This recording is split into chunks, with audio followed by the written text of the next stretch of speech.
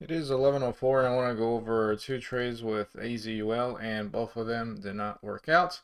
Uh, yeah, I look forward to taking a week off the stock market because it just seems so jaded. The setups I take don't work and then I hesitate on a lot of setups that do work.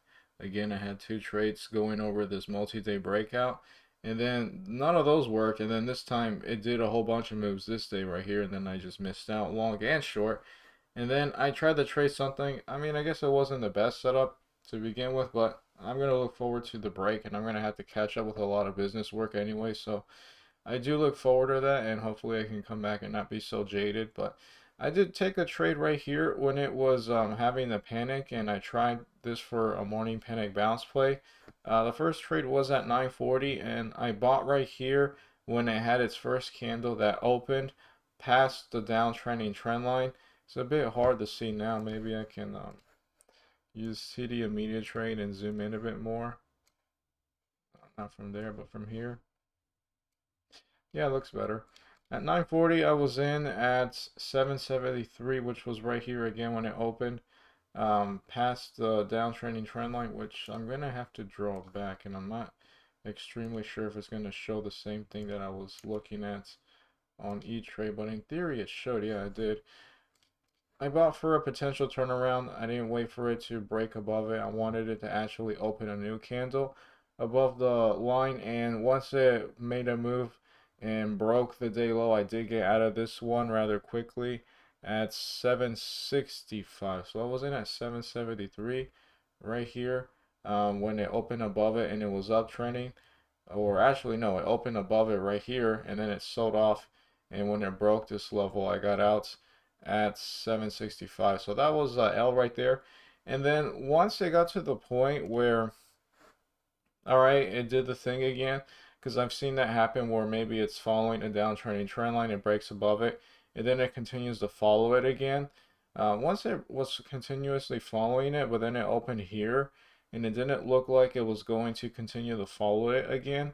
I did take another trade with my risk being the bottom of this candle, which was 758 breaking, and I did buy 50 shares at 761 and a half. Right here at 942, and that was my entry right here. It never got to VWAP. It just uptrended a little bit. I did sell some in pieces.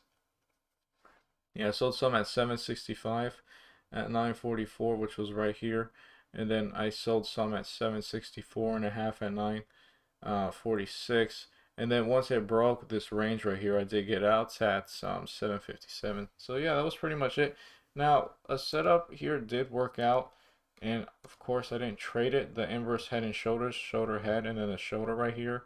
It did make a move from the 730s to the 750s. It put up a higher low, and now it got to VWAP. So again, just me missing out on the setups that are working.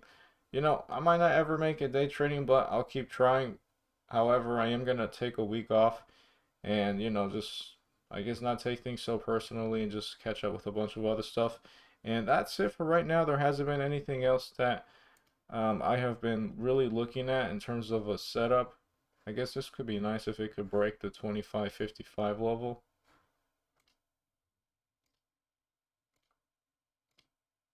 Yeah, that's pretty much it. Although I was also looking at FRTX because it kind of looked like a double bottom after it's been selling off massively for a bounce. But I did see something here where, it made a nice run up here and then it just continued to sell off even more and it didn't really bounce. So maybe this one could bounce, but there's also a chance it won't bounce.